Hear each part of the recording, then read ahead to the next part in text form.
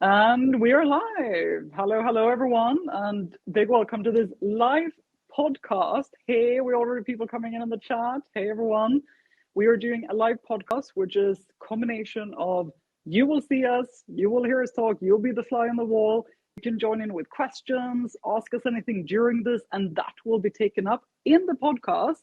That will then be live on, of course, Tigerhall, but also Apple and Spotify podcasts as well. So this is a multi-session where you're part of everything me and Daniel will be chatting about. So let's kick it off. And for those of you watching, put in your questions in the chat and be part of this conversation. And then you'll be part of this podcast as well. So I'm here today with Danielle Campbell. You're the SVP of Education and Enablement at Infor. And probably one of the most forward-thinking, innovative, and amazing people I've met in my career. And I've known you now for a little bit over a year.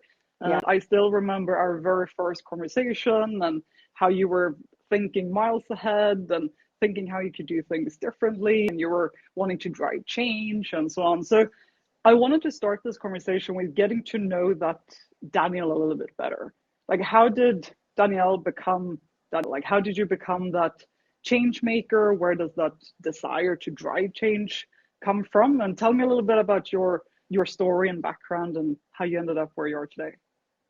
Well, thanks, Nellie, for the compliments. It's a great way to kick it off. I have been a fan of learning my whole career. My whole career has been rooted in learning, and it's a career that I fell into. I didn't even know you could do this as a job, of course, coming out of the likes of university.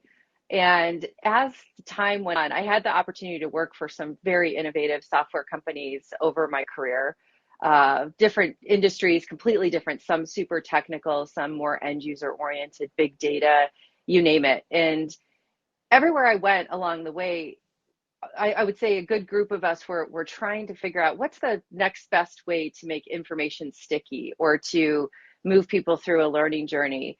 And I had the pleasure of moving through the e-learning wave and, self-directed learning wave and all kinds of mediums. And we would try to do really creative things of blending them together and trying to make a learning experience that was somewhat different. And really, to be honest, while it worked and we did what we could do, there wasn't quite that thing that's like, oh, this is really fantastic. And then, of course, I became a parent and my kids, started learning everything on YouTube and they're teenagers now on Instagram. And I was like, wow, the way that they're absorbing knowledge is just at lightning speed. And then I met you. And so we had a conversation and I distinctly recall, I think I've shared this with you, that I was like, I'm not going to take this call. This is some sort of cold call. And, I had no idea. Who wants to talk with Nellie? I know, right? I think I would have deeply regretted not taking that call. But first of all, your approach was fantastic because it was not a cold call by any stretch of the imagination. And we had what I just decided was a very motivating thought leadership conversation about how learning is changing, how the world is changing. And when you shared your story, your vision, your platform, the way in which things were working, I think I'd said to you at the time, wow, if I could have ever designed a learning experience, this would have been it. And just the combination of this kind of casual conversation, talking to people who are in the field of what they're doing, just really, really excited me. And then I had an opportunity to join my current company where we are going through this really exciting transformation. And there was an opportunity to bring learning at scale to the company in a new and innovative way. So all worlds collided. But I absolutely want to have an opportunity to one day have my team or myself, you or wherever stand somewhere and have this kind of a conversation and say, we did it. Like, we brought new innovation in learning and we used modern learning experiences as well as a great platform, great content, which is really critical here. And we did it. So that's what drives me and motivates me. That's awesome. I also hope we'll be on that stage one day and tell everyone like how we did it and how we brought innovation in the space. Because that's one of the things that really struck me about you from that very first conversation. And I'm so happy you didn't decline the call. I know. Got to have that call. I would also have regretted in a different life not having spoken with you. And it's so rare to come across people like you in this space, because most people in learning, and especially in large enterprise, they tend to not be big fans of change. And my theory is that in many companies, driving change and doing things differently isn't really what usually gets you ahead. Usually what gets you ahead is sitting still in the boat, not rocking the boat, not changing anything, and just keeping status quo, right? Because no one wants to lose their job. So how did Yes. you get that very different mindset to how most of the industry tends to think? Yeah, I think it was a combination of working for very supportive leaders who we have a philosophy within our parent company too, to try new things, be innovative, bring thought leadership, and I thought, well, what better opportunity than to try something new at a company who has a higher tolerance, and somewhat of a fail fast, right? If it had gone horribly wrong, they would have said, okay, well, you gave it a good shot and let's see what the next thing is. But I think what really drove it, what really gave me the opportunity is the transformation of the industry in general. So even at my current company, we're really trying to get to the heart of solving real business problems for our customers.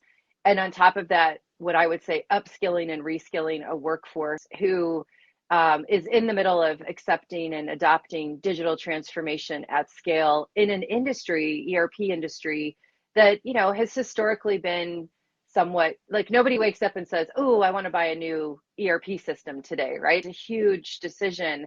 And I'm working at a place where we're trying to make that decision infinitely easier by being focused on what really matters to our customers. And so when I think about how do you bring a workforce along with that very, very experienced workforce who has done this kind of work for years and are experts in their field, how do I bring together, we have a huge pool of early talent that people are new in their career.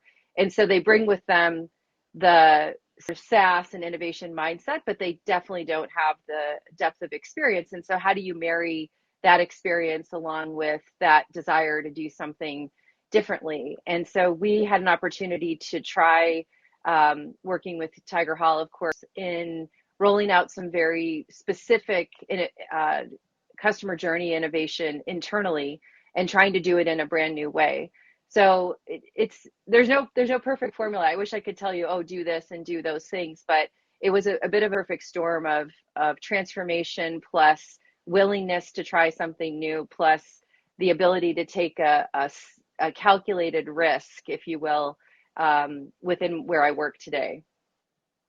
That's awesome. And it's awesome to have that willingness to try something new without the fear of failure, because sometimes that comes with a big fear of failure as well that leads people to sometimes hold back. And how Of much do you course, yeah. think your teenage children have influenced you? Because that's an interesting analysis I've made. People with teenage children tend to be a little bit more forward thinking as well. How much do you think they've influenced you? Probably more than I give them credit for, right? Because I like to do some very, very loud eye rolls, in the kitchen when my 16-year-old calls me bruh instead of mom. And I'm like, wait, hold on a minute. I'm not your bruh. But, just watching them from middle school onward, as, I was one of those parents having worked in tech for a long time where I was late in giving them access to social media because pros and cons of it, right? I want to make sure that their developing brains were not like pulled into the world of social media. And when I did give them access, what I noticed is the content that they were watching was very educational, right? So some of it was silly videos for sure, but my older son is fascinated by the solar system, stars, everything, and so everything he watched was about space shuttle landing in the universe and the James Webb telescope, and he could see these real-time pictures and hear from astronauts and people had been there and started telling me, Mom, I want to go to Mars. And I was like, you could probably do that, right? And then my Yeah. younger son, who's 12, has taken up basketball by watching all these videos about great basketball players, not something that he was naturally inclined to do, and then goes out in the backyard, sets his phone up and tries to copy moves. And to me, it was just like, oh, this is fantastic. We can translate this into real-time business transformation or skills acquisition or hearing from experts, like how cool would that be? So yeah, that was, don't tell them I said that, but yeah, I was probably influenced by that. This is recorded, so I'll send them a snippet after. I know. Oh, that is so cool. And it's true. Like I spoke with someone from TikTok a couple of days ago, and they were saying that educational content is actually the fastest growing category on TikTok right now. And especially this Yeah, hashtag learn on TikTok has been exploding over the last couple of years. And sometimes, like to exactly your point, parents will think like, oh, it's stupid cat videos or like dancing videos, but yeah, then they're actually learning a lot on TikTok. And then people think yeah, you can't learn on TikTok, but TikTok, Instagram, Twitter, like learning so much yeah. everywhere, right? So I think that's fascinating. Absolutely, absolutely. And then my own adoption, I'd like to think that I keep up with tech, right? Mm, So um, I definitely was someone with like, what when the likes of Instagram first came out, how can I apply this? What can I use this? And I love the video content. I love, unlike some other platforms where it's a lot of like posts and words and things like this, the thing that I love about Instagram is like it's the how to or the showing somebody an experience. Someone's on yeah, vacation and you see this, live stream or video and you think, oh, I want to go there. And it's just a different it's an altogether different experience than that sort of static.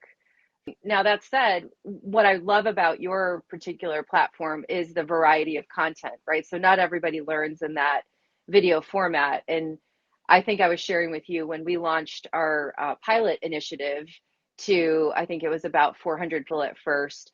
The very next day, we got an email from a salesperson who said, I did all 90 minutes of learning on my treadmill. And I was like, yes, this is exactly, how we want it to go. And recently, one of our colleagues, I think I sent you the story, was watching content in her car at her son's football game and missed the fact that he broke his thumb in the middle of a game. So the content was that engaging. um, so yeah, it's just really a fun time to experiment with these mediums and also to partner with you guys in terms of trying things out, right? You've been so flexible with us in saying, because we're historically a tech company, sometimes the learning has to come with screenshots and demos and showing people processes and things like that. And your team has just been like, let's try this in a new way, or let's give this a shot. And was willing to take the calculated risk with us. So I deeply appreciate that. that's awesome. And we do too. And we don't want people to break their thumbs for the record. We do try No. to the content is engaging. That is a good Yeah. combination.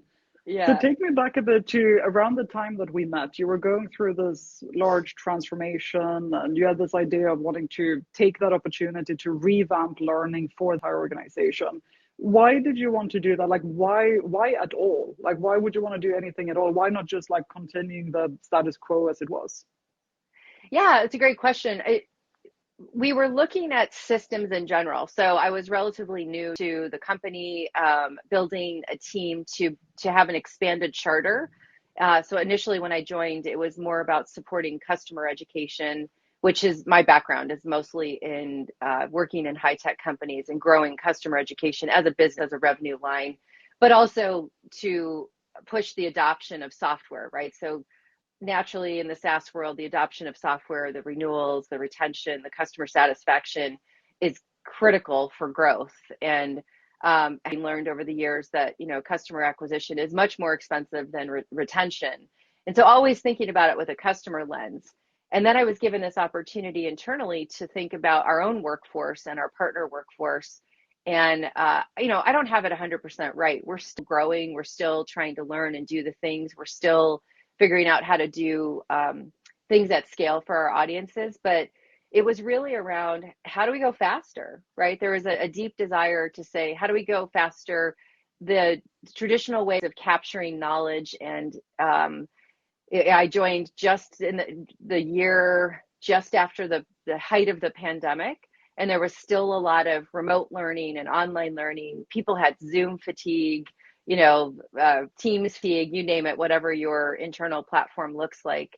And they were looking, I think I got the impression anyway, that when we talked about it is how do you build something at scale that's reusable? So when we started to do an assessment, we had content everywhere, and we still have content everywhere. We are a content rich company, like a lot of people. And getting to the, what is the right content? What is the source of truth? What happens if that content changes rapidly? Do I have to scrap a long form course and start all over again, the design phase? And there's certainly, I think the key learnings for us is there's a place for this format, especially when you are trying to do transformation at speed. And then there's a place for more traditional courses and things when you have to get technical and hands-on keyboard and you need to speak with an instructor or an expert, especially our technical resources internally. We want to make sure that they get the hands-on. But setting the tone and sharing wide messages and streamlining communication and all of those things were top of mind. As a close to 20,000 person company, we are bombarded on a daily basis with tons of information because there is so much going on, and kept thinking about how do we get this into you might have heard me say the term, I was looking for a destination learning experience, sort of like I belong to a local Facebook group for moms in my community. And I saw somebody post one day, hey, I'm starting a new job at Salesforce. How do I learn? And about 30, 40 people piled on trailhead, trailhead, trailhead. And this is from a 5,000 person mom community. And I thought, how do we create an experience like that, where if somebody says, how do I learn something about, Infor software or the transformation opportunity, that everybody says, oh, Tigerhall, you've got to go. Like, what does that experience actually look like? And I was looking for a different way to bring that destination learning to the company. That was interesting. And when you were walking through this decision-making process, because you were already in an RFP, I know, when we started speaking and we got to know each other. So there was a very long decision-making process, or a thorough decision-making process to arrive at this. Could you walk us through that? How did you think? What was your criteria? And how did you arrive at social learning and Tigerhall? Yeah, so we were in the middle of actually evaluating a learning management system and looking for a replacement opportunity, looking at all sorts of different ways in which we could consolidate multiple different systems. So everything from, sales enablement platform to customer learning management to our own learning management system. We had a lot of systems and tools. And we have a very distinct process here at Infor, a decision-making framework that is rooted in economic thinking. So what is the way to do something economically, but also innovatively, so that our company creates value for all of the people who are going to be on the receiving end of whatever sort of tools or technology or any decisions that we make. So that decision-making framework is such a great guide for us internally. And it includes everything from thinking about, well, what if we did nothing? What if we just stayed status quo? Versus what if, the sky was the limit and you had this opportunity to do something radically different? And yeah, it was definitely a long decision-making process because we try to make the best economic decisions for the company and for the business naturally. Which eventually we pass on to our customers as well, as good economic thinking and making those decisions. So we were very thorough in it. And ultimately, as you're aware, we came up with a hybrid approach, simply because one of the big key elements of having a learning management system inside a tech company is to share the technical training in a way where people can get into, kind of simulated environments and things like that. But we also need a way to manage the revenue that comes in with that. And it's done fundamentally differently. So the ultimate decision was that we would use Tigerhall as our platform to do internal enablement. Next up is us exploring how else do we bring that to the rest of our populations. And as I mentioned earlier, we're in the middle of all of this. We certainly have not rolled this out to our entire population, but we have a queue a mile long right now after people have had an opportunity to learn this way, saying, hey, can we get it on Tigerhall? And so that's really exciting for us. And just thinking about how do we do that at scale? So, can we make people capable of going live on their own? Can we create a governance model that says, yes, we will give you that opportunity to do that. And we trust you that your content will be good and it will be in keeping with what we want to accomplish as a company. And then, one of the biggest decisions for me, Nellie, was the fact that you already have content on the platform. So the power of the Thinkfluencer, the curated trails that you have at a time when I'm sure you read it in the news just like I do, the growth of focus on professional skills, right? Skills that are beyond your technological capabilities or beyond a subject matter expertise, but everything from crucial conversations, sales enablement content, getting to CEO level conversations from people in the field that are actually doing it was probably coupled with the experience, the biggest appeal to partnering with you guys. That was incredible. I love that, like having everyone go live and using the live stream, and then everyone will be a live stream star like you with your background and your everything that you've set up now. That would be incredible. And I love what you said about this box, like what if we do nothing? I feel like most organizations do not have a box like that in their decision-making framework. Mm-hmm. So what went into that box on your side? Like what if we do nothing? Like what would happen then? Well, we actually showed what it would look like if we did nothing. So we tried to, because you and I had been working together to think about what the best use cases for this relationship would be like, we tried to replicate the experience in our LMS. And we created some podcasts and we created some power reads, and we stole your icons, as I told you, and put them in the LMS to try and indicate what was a power read and what was a podcast and what was a live stream. And we had 6 trail equivalents with 29 pieces of content, and you had to log in 29 times and get the receipt for that login. And so the user experience when we launched it, it was also 6 hours of content for this particular transformation project we were doing. And the experience, the feedback was like, wah, wah. And so we were able to show, what if we did nothing? We were able, yeah, it was. And my team did a Herculean effort to try and replicate this experience. And, despite our best attempts, it just didn't match up. So then when we went to the second round of people who were receiving this transformation experience, we parked it on Tigerhall. And not only did we have a better experience, we shortened 6 hours of content to 90 minutes. And so the gain in productivity for the people who are typically salespeople and customer success leaders and managers working with customers on a daily basis, and the people who were contributing that content, not having to step away from their desk and do a recorded webinar that, went across 5 time zones or whatever that might look like.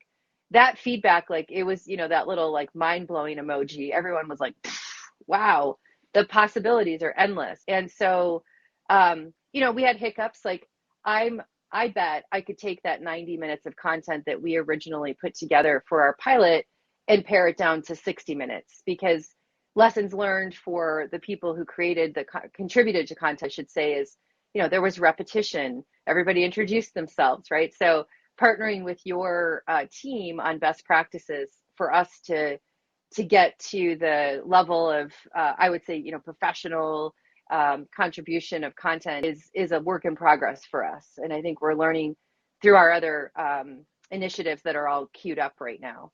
So yeah, I hope that answers the question, but that's the gist of it, I would say. Yeah, and that's one of my favorite moments in Tigerhall history is when I met you in New York and we were in your offices and you showed me these, like how you had been trying to replicate what Tigerhall does in your LMS. Yeah. And I saw those icons and I was like, can I take a picture of this and share with the team? And I sent it to the whole team and everyone was just like, oh my God, like even the icons and like trying to replicate it yourself. And I think that is like, very, very interesting to see how it's like trying to do it, but in a different format and so on. So I will always remember that. I know. I'm glad you're still speaking to me after that for the blatant icon borrowing. But yeah, it just, in trying to build that what if we did nothing experience, I think there was power in showing it and Yeah. comparing that. Like, it's like when you watch those home makeover shows and it's like a before and an after. And you're like, wow, I never knew the room could look like that. And I think that that's where we are too, is we didn't know that learning could look like this, that it'd be in the palm of your hand. You know, we have a remote workforce, we have a mobile workforce, people are on the go, they are all over the world. And so that ability to sit on a train and commute and listen to what you need to know and to go back to it very, very Mm. easily. I mean, I've done that. I've repeated several of the trails where I think, oh, there's something really interesting that I want to go back to, or I know I saw that in a power read and I scroll back to it really easily, right? I didn't have to search it. I didn't have to, go through, filter through a million things. So yeah, I think showing the if we just stay the same, this is what it's going to look like versus over here is the, accelerated, shiny, better experience was very helpful too. That's interesting. And you should just have been there, like, move that bus when they Yeah. move the whole bus. Yes. Pretty much. Yeah.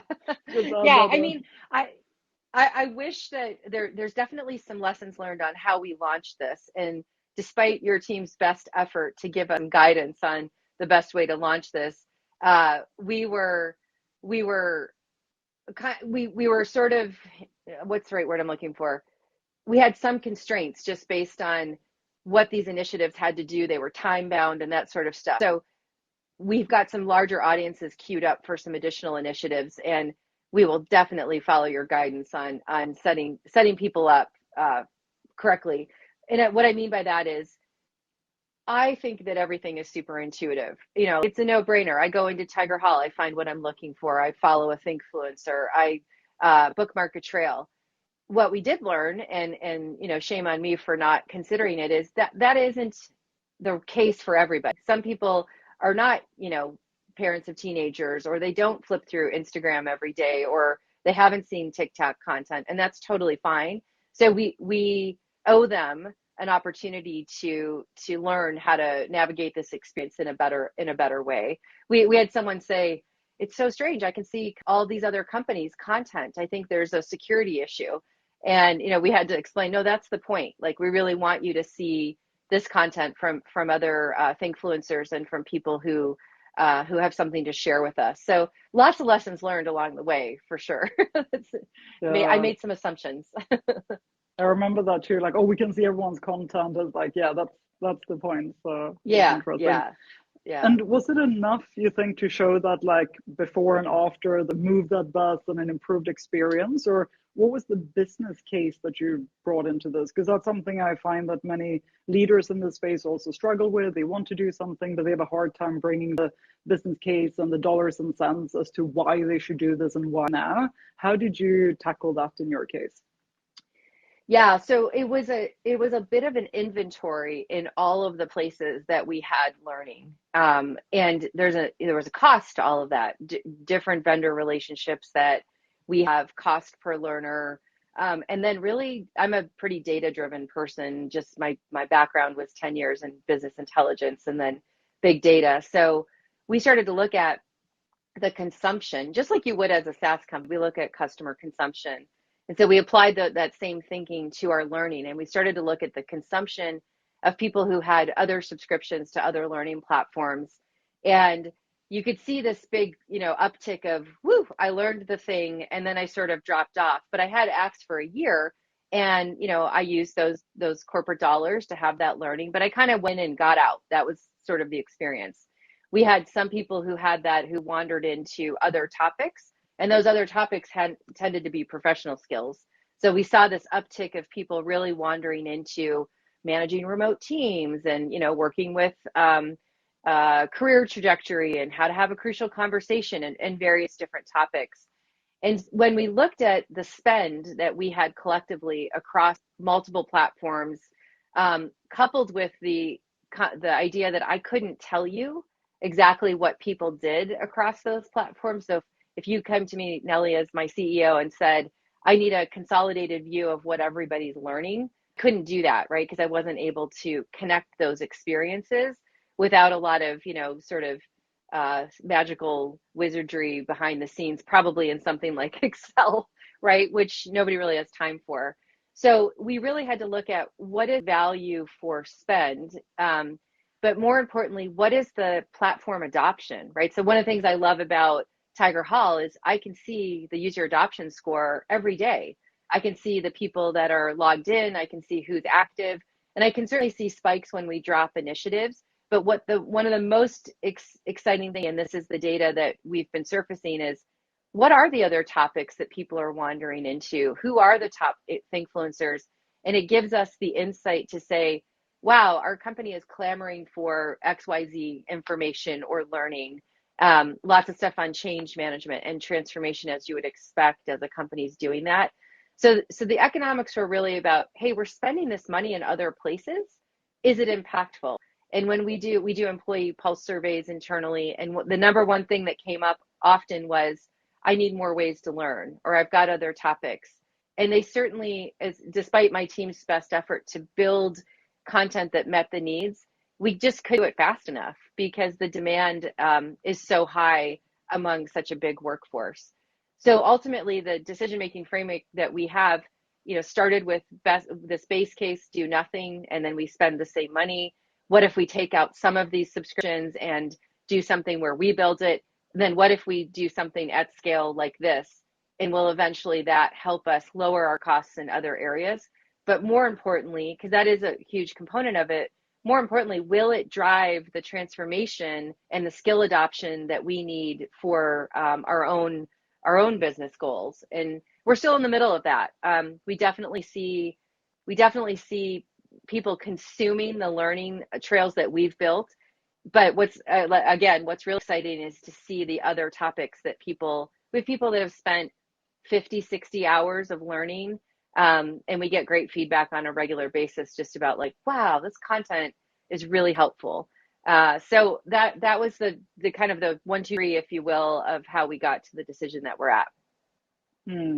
That is really interesting to hear. And like that you connected also to the speed of transformation, because transformation can happen at like different speed, right? And you wanted like getting this out to large scale at speed and enabling them to move at speed as well. I think that's an interesting connection. Yeah. And our parent company is Koch Industries, and there's so much thought leadership that comes from, we have something called principle-based management that we work with. And if you read any of the books related to that, it really is about diversity of thought. So going out and finding the best ideas that are out there so that your world isn't an echo chamber, and bringing those best ideas to light to create value for society, create value for businesses. And so looking at things through that value lens has been also a really interesting transformation for me as an employee working inside the Infor, who we're in the middle of adopting all that philosophy as well, and trying to do that at speed because we were acquired just a couple of years ago. And that ability to bring thought leadership from, like I keep saying, other people who are doing the thing, and to hear what that looks like, I think is very, very important to our own transformation. So can I go and listen to a CEO of a big healthcare organization who is talking about, digital transformation or innovation in AI and technology or those types of things, and then apply that to my workforce and say, hey, you're talking to this customer base. Our software helps move these transformations forward. Here's an interesting piece of information for you that will help grow your learning as well. So that's, I don't know the ins and outs. I certainly haven't been through all your content because you have so much good content. But that to me was one of the biggest appeals and one of the biggest value adds, honestly. I mean, it's great creating our own stuff. That's going to be really important. But the fact that there is this rich library of content and influencers was the biggest appeal for our organization. And the combination of that, having both internal, external in one place as well, though. Absolutely. Yeah. And I think every company has a person that everybody loves to hear from. It's like, oh, so and so's taking the stage at an event, or you'll watch their webinars. And so giving our own Thinkfluencers, our own internal group of people who have really cool things to say or bring a level of knowledge or industry experience, surfacing those for the company is one of my next missions, because occasionally you'll find yourself in a meeting or do something and somebody says something so fun and you think, oh, I wish I'd captured that, right? And then only the 10 of us in the meeting get to hear it. Well, if I could bring that kind of information to at scale, I mean, we had a gentleman who's head of strategy at Coke come and talk to my team meeting recently, my own leadership meeting, and explain exactly how all of the parent company, all of our partner companies in the portfolio, along with Infor, are uniquely positioned to do really interesting things, like help save food waste and make stronger glass so that we can all look out windows without sun damage, and just all these really cool use cases. And this particular person is such a dynamic presenter anyway, and I thought, like, there is a natural influencer, right? This influencer right there that would be great to capture that knowledge that lives inside their head and share that with everybody, because it's such a great story to share. Yeah. Yeah, that is definitely a top use case and such a good way to leverage it. Yeah. And I want to start bringing in some questions from the audience around the Okay. area of how did you make this happen? Because that's where most people have questions around, like, how did you pull this off, right? Like, if you made this decision and you arrived at this conclusion, how did you bring this massive organization with you? So we have Regina asking, what were the objections, if any, from the stakeholders? And Megan is asking, how did people in the company respond to this new approach, like those internal leaders? So what was the reaction when you then brought this to the table and said, hey, I think this is what we should do? It's probably mixed, right? There were some people that could totally see the value of this, but we're going fast, right? So how are you going to have time to do this? How are you going to have time to, get the content recorded and all that sort of stuff? And I think I shared a story with you when we made the decision to try this out, for sure. Our CEO was providing some content, and he literally stepped out of a room, turned his phone on, hit record, and came back. And then when we shared that content with your team to put the intros and outros and music, and we had a great conversation then, like, wow, like, and I'm like, you just provided a super valuable piece of content by stepping out of a meeting and recording your thought leadership and then bringing it back to us. So it really was a lot of, you were kind enough to let us try it for a little bit, for a small period of time. And I invited key people that I knew were what I would call mavens, who broadcast change and are like, yes, let's go do the thing, and detractors, right? It's like, this is never going to work. And to try out the experience. And I played around with content. I made trails. I was like, okay, look, if I can do this, anyone can do this. Um, and we just kept surfing the stories and having the conversations with the stakeholders. Uh, in retrospect, I wish I would have brought you into the conversation a lot sooner, or your team, because when you did, excuse me, join me at our headquarters, and we talked to some of the senior executives, and you shared these rich use cases that I unfortunately probably overlooked or wasn't thinking about the applicability throughout the rest of the organization. That accelerated the whole conversation. So my guidance to anybody who would be partnering with you is have the value conversation a lot sooner, which is, shame on me. That's what we're trying to do with our own customers, right? So that was a very valuable lesson learned. I think that answers one of the questions. There was one more. Yeah, like the reaction from people when I think you cover that. Yeah, what were the objections? What were the objections that you faced? Um, you know, Fear of trying to adopt a new platform. Would we get people pointed in the right direction? Oh, it's another thing I have to learn. All the usual change resistant, change management, change fatigue. Even lots of companies go through Mm, transformations, and it's like, oh, great, flavor of the day. New learning leader comes in here. She's got her ideas. Well, whenever she's gone, it'll be the next thing.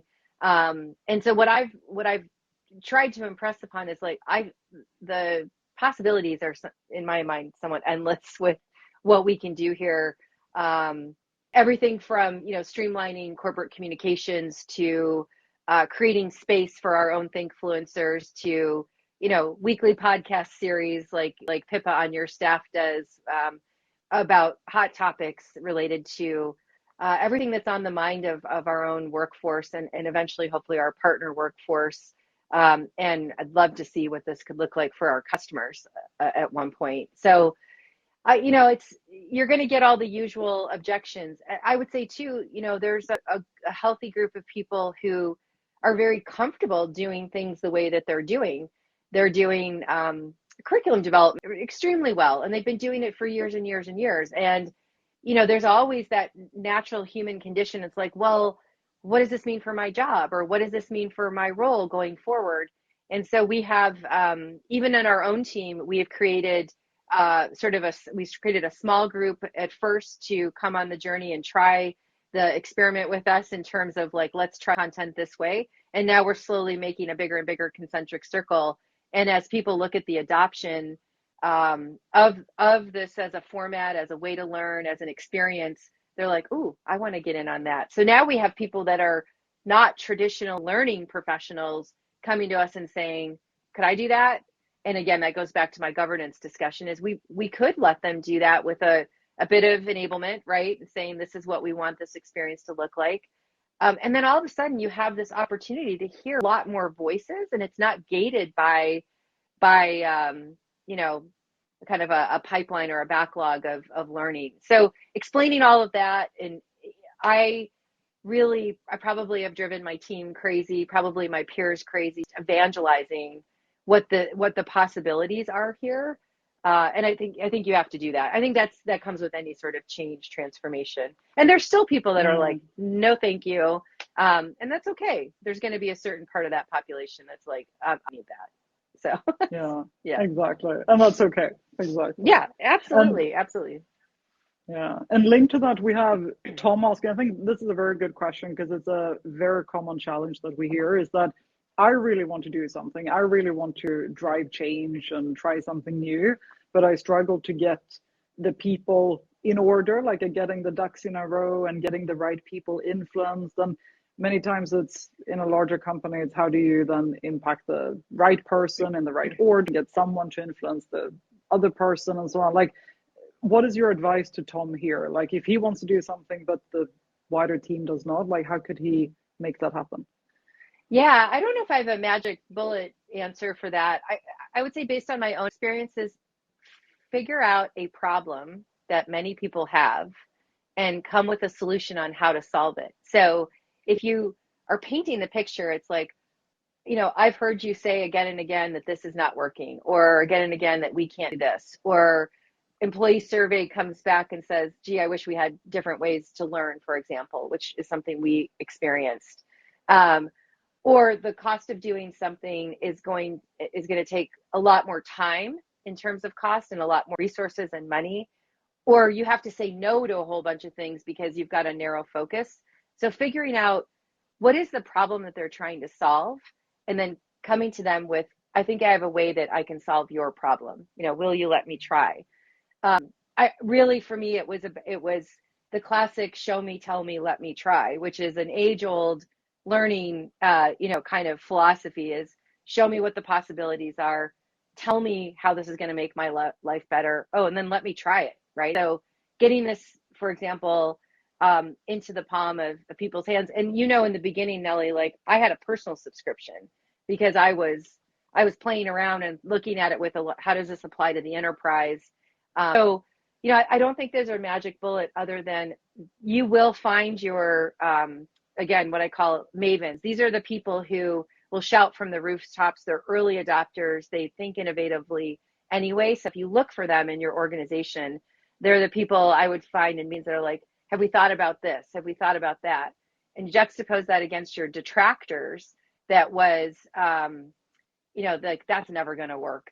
You need those people as well, because they're going to help you think about all the ways this could go wrong, right? And then if you can, pair those two together in terms of, the art of the possible versus the let's be super cautious, surrounded by a business problem that you're trying to solve. And for us, it was speed of transformation, how to get this out to our huge workforce at scale and in a way that's sticky. it was a very distinct problem to solve, right? So that would be my guidance. Hopefully that's helpful. Mm. I think that is very helpful. Is finding the individual problem is something that they connect with, right? Like, yes, that is a problem and I'm feeling it, and Yeah. speaking in their language seems to make a difference. Yes. Yeah. It can't be about what you want to do in any way, shape, or form. Yeah, It because really no one can't. cares about you ever. Yeah, No, they, exactly. it's like, that's lovely. I'm glad you think about that. But what Yeah. about me? I have a big problem to solve. Yeah. That's the only truth in the whole world, is that no one cares about you. That's right. That's right. Commonality. And then taking this to the employees, then like rolling it out to this large audience. It's a new thing. They haven't heard about it before, seen it. Like, how did you approach that communication and change management with a wider organization? We started with our leaders and introducing the concept to the leaders, in terms of this is coming. We gave them early access. We some people went in, some people didn't, and I'm so sorry, I'm losing my voice. Pardon Or me. Um, and then we over communicated, and in some cases, as you experienced it, as we started to roll out Tigerhall, we had all the classic sort of like, this is spam, who are these people? And then we realized, oh, we probably should have communicated this even more, even though we thought we were really doing a good job there. um, and then we started to take the quotes from the people who had taken the training early and paste them into the communication, that like, these are people you work with that have said, wow, this is great. What a great way to learn. I started reaching out in the stats to people who had consumed learning in a rapid space and saying, how was your experience worldwide, right? And that helped us surface some things, that we needed to go take a look at just as a company in terms of content and language and all kinds of stuff. So it was,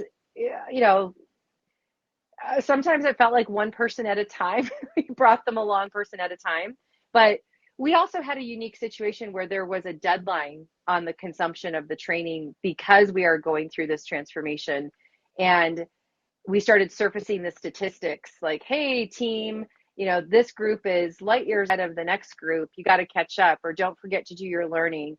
And then in partnership with you guys started to surface some additional content that would be meaningful to the people that learned. So that gave them an opportunity to, wander around a bit and see all the other topics. And um, it's like Tiger Hall is a verb at work. It's like, oh, are we going to Tiger Hall that? It's like, yeah, we are. So, one person at a time. It didn't happen overnight. It wasn't, magical in the sense of everyone's like, oh, this is great, let's do it. There was definitely conversations and all of the various different things that you would expect going through change management and adoption of something new. But Yeah, evangelism is critical, I think. yeah, I agree. I agree. And there's a question from Aman here. What have been the key takeaways from the adoption of this innovative platform? She's asking.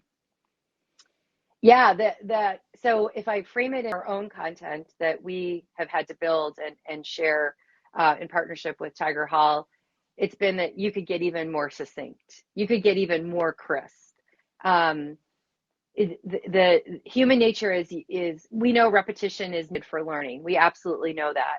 But repetition of, five different people saying the same thing in one trail is a lesson learned for us, is to really make the content short and to the point. And some of my favorite learning on the platform has been 2-minute podcasts or 2-minute live streams that I, watched, or experiences.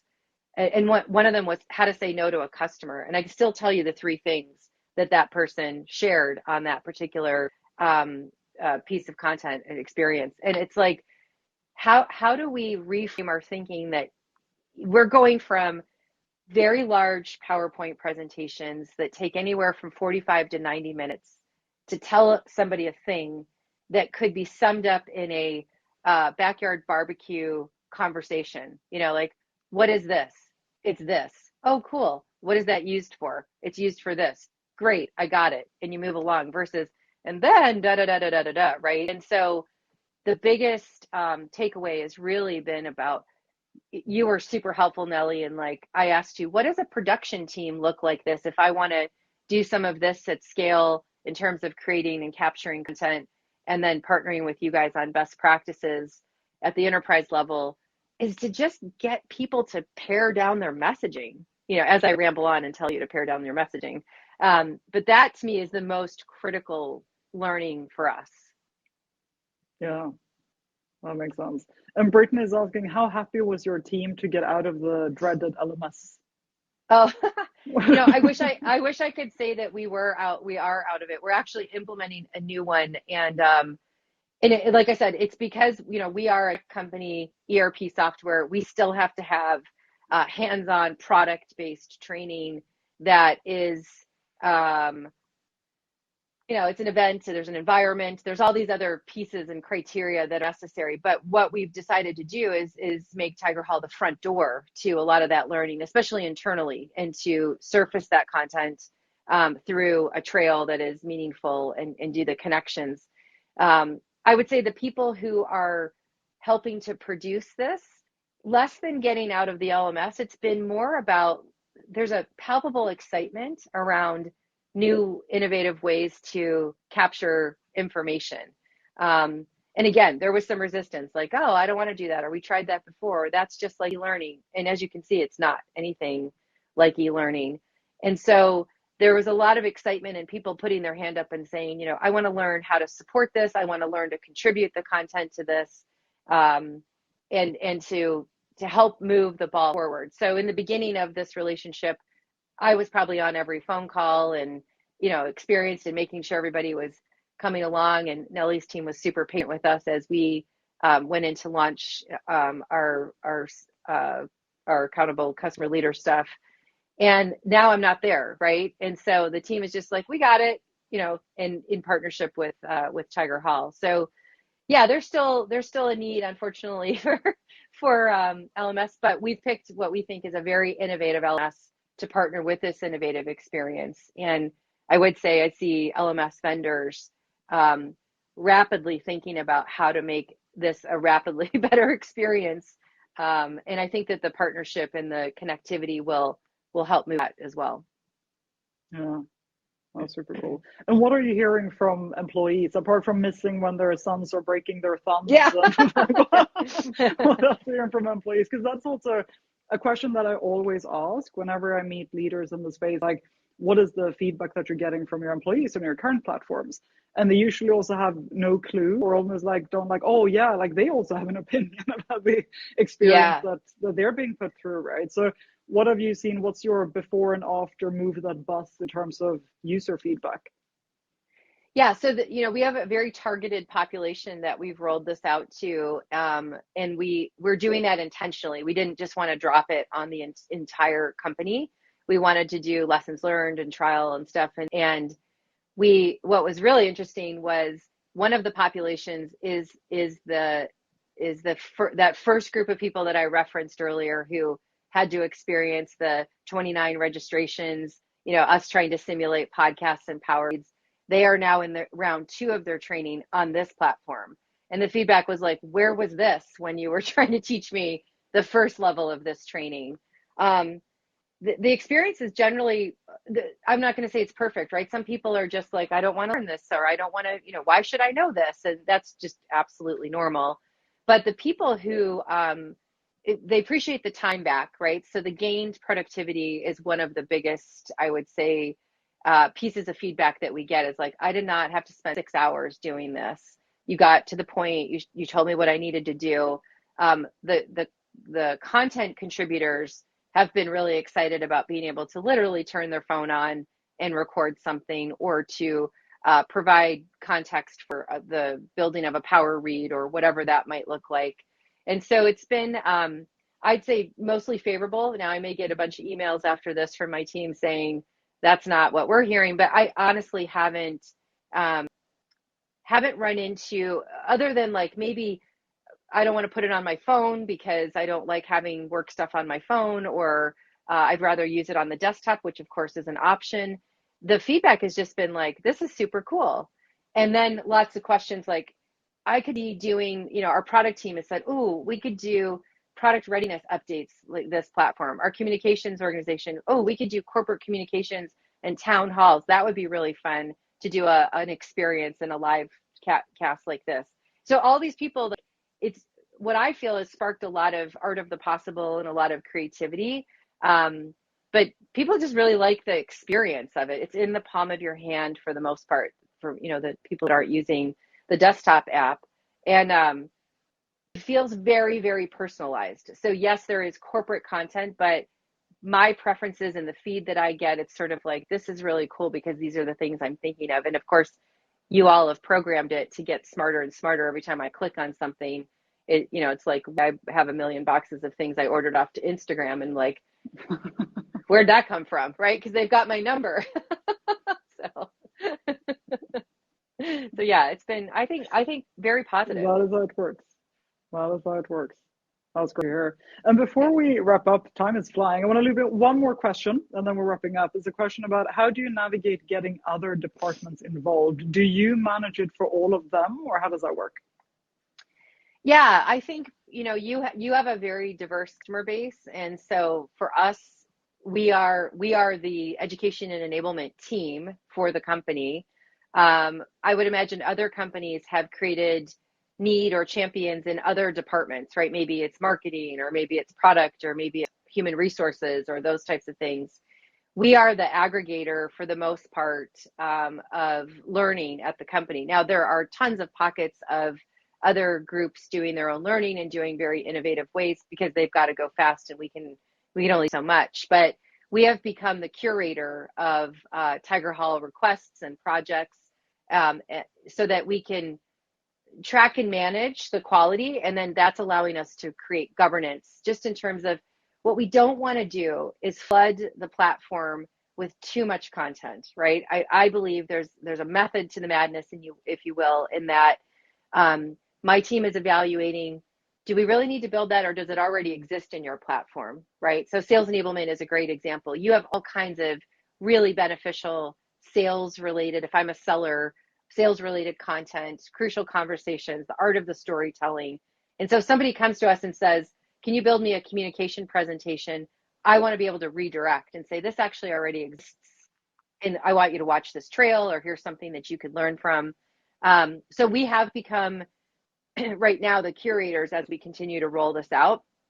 I think hopefully eventually, as I've mentioned a couple times, is we will find our champions throughout the organization and give them the same access and possibility as trusted users of the platform to create their own experiences or go live if they want to.